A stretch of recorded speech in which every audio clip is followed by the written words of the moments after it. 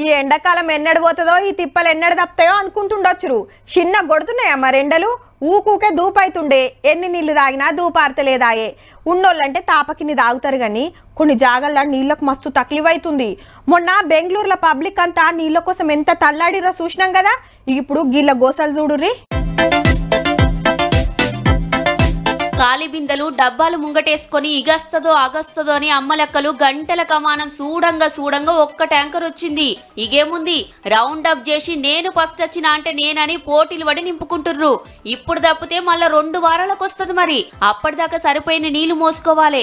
అగో ట్యాంకర్ ను చూసి బిందెలు పట్టుకొని ఉరకస్తూనే ఉన్నారు. మహారాష్ట్ర సోలాపూర్ జిల్లాల ఎందక్కువ 20 ఊర్లకు గిదే తిప్పల.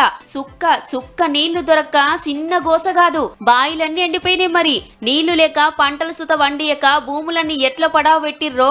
ఇక ఈ ట్యాంకర్ నీళ్ళే తాగాలే, బట్టలు తుక్కోవాలి, తానాలు చేయాలి, వంటలు వండుకోవాలి, బాసలు దొమ్ముకోవాలి. నిన్నియాల్టి సంధి కాదు, నాకు లగ్గమైనప్పటి సంధి ఇదే తిప్పలు అనుకొస్తుంది గీ అమ్మ. ఓట్లప్పుడు లీడర్లొచ్చుడు, నీళ్ల సౌలతి చేస్తామని హామీలిచ్చుడు, ఓట్లేపించుకునుడు అవతల వరుడు, వీళ్ళు నీళ్లకు తిప్పల వరుడు. ఇదే నడుస్తుంది. ఈ తాప అట్లా కాకుండా నీళ్ల సౌలతి చేస్తామని పక్కా మాటిస్తేనే ఓట్లేస్తామంటుర్రు. మనతన గంత కాకున్నా కొన్ని జాగల నీళ్లకు గోసే ఉన్నది. జర ఎండాకాలం వెళ్లేదాకా నీళ్ల తిప్పలు అరుచుకొర్రి సార్లు, మీకు పుణ్యముంటది.